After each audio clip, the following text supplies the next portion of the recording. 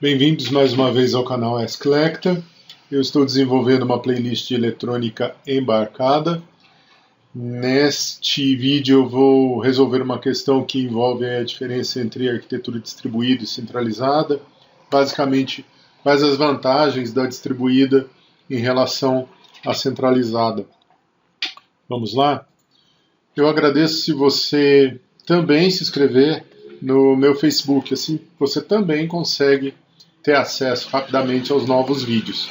Obrigado a todos e para quem está chegando, seja bem-vindo, bem-vinda.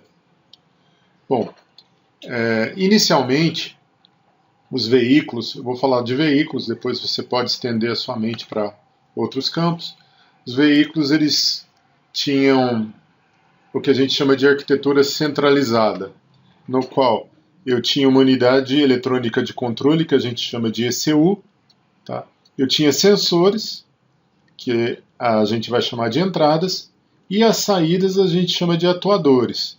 Tá? Era uma unidade só. Antigamente, eu não sei se você lembra, se você é daquela época, que a pessoa falava, se tirar o módulo do carro, ele não funciona mais. Isso é uma ideia de arquitetura centralizada. Tá? Realmente, se tirasse, apagou, desligou tudo, nada ia funcionar. Tá? Conforme a indústria automobilística foi avançando, a quantidade de fios que eu tinha nos carros começou a aumentar e começou a gerar um problema. O carro não pode estar pesado, não pode ficar pesado porque ele vai consumir mais combustível e obviamente, não vai ser tão atrativo. Então eles pensaram, em vez de ter uma unidade eletrônica de controle, ou uma unidade central, vamos distribuir, vamos colocar várias. E aí você tem o pulo do gato, chamado carro inteligente. Com a arquitetura distribuída, você acaba diminuindo o tamanho dos chicotes, ou fios, ou cabos, porque você acaba modularizando. Exemplo, esse aqui pode ser seu airbag. Então ele tem entrada. Que entrada? Por exemplo, o sensor captou uma pancada. Vai fazer com que esse airbag funcione. Ah, mas esse aqui é seu ABS. Está ligado aí ao sistema de frenagem. É outra entrada, é outro módulo. Ah, mas esse aqui é a luz de freio. Ah, é outra entrada, outro módulo. Eles podem, inclusive, estar interligados. Né? O que acontece? Mudei aqui o slide. Como que isso foi possível? Eu migrar disso para cá. Lembrando que nas entradas eu chamo de sensor que está nelas. Exemplo, o vidro elétrico do seu carro. Estou sempre falando dele. O botãozinho é o sensor. E o atuador é o motor que vai fazer o seu vidro subir ou descer. Então ele vai estar na saída. O que possibilitou foi o preço dos chips. Começaram a cair, ficou mais barato, a quantidade de chips no mercado começou a aumentar, a qualidade também. Então, a gente pôde construir as unidades eletrônicas com maior diversidade. Tá? Então, é sempre a partir do chip. Pode acontecer. O que possibilitou a troca dessa para essa? E quais as vantagens? Cita aí para a gente, Lecter, da eletrônica embarcada envolvendo a parte distribuída e não só a central. Bom, você acaba reduzindo os fios, cabos, chicotes. Por quê?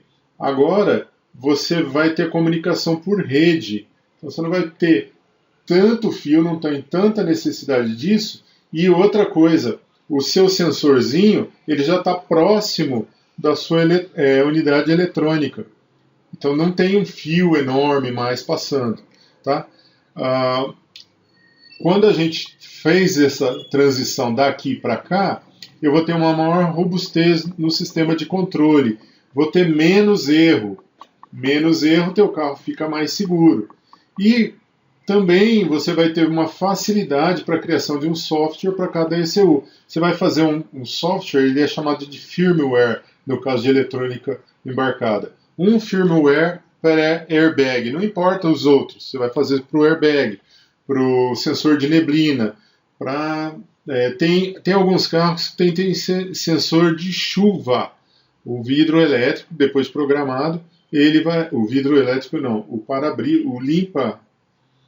o limpador de para-brisa, perdão, ele detecta que você tem umidade, chuva, e ele funciona automaticamente. Tá?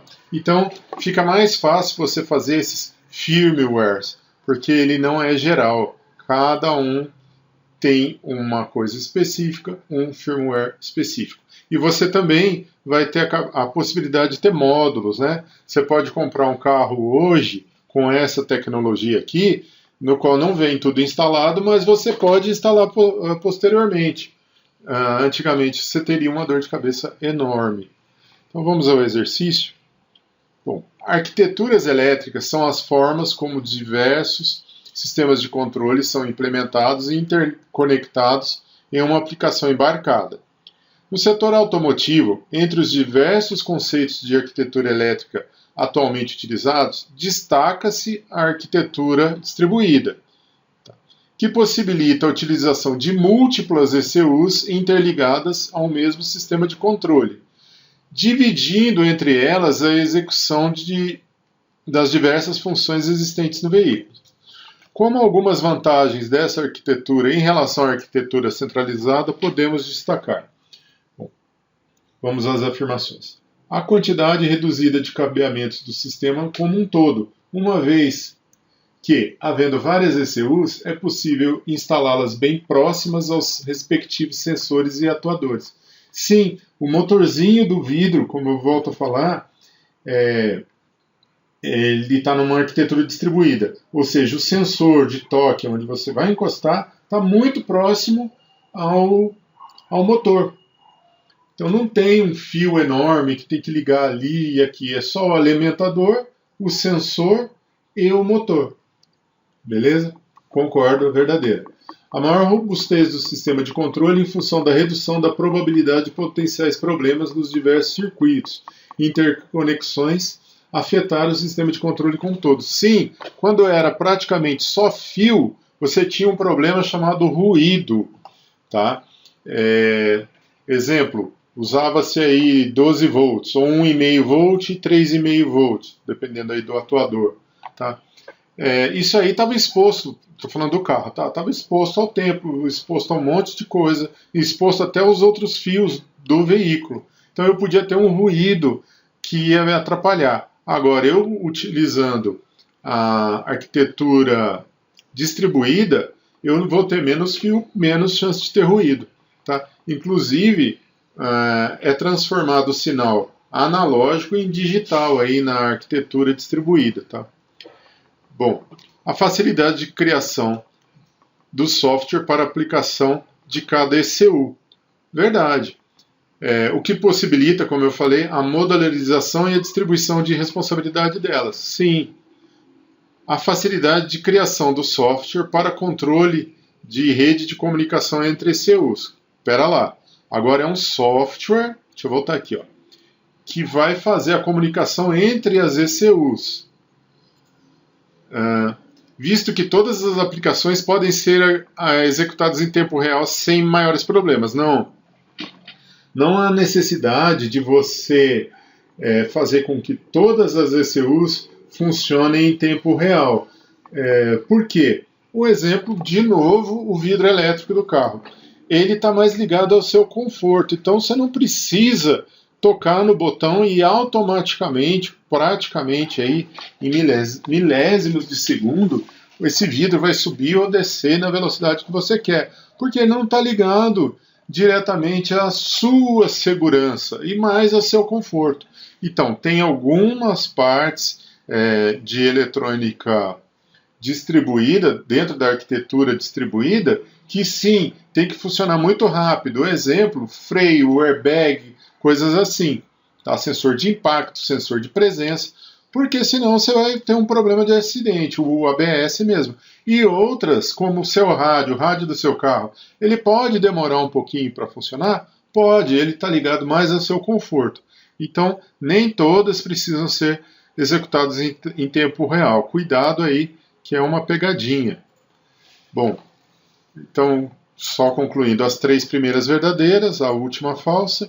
O canal é composto por playlists. Se você quiser se inteirar mais ainda, eu indico para você os textos aí do Carlos Eduardo Cugnasta, o doutor. Um abraço a todos, abraço de Lecter, até a próxima, pessoal.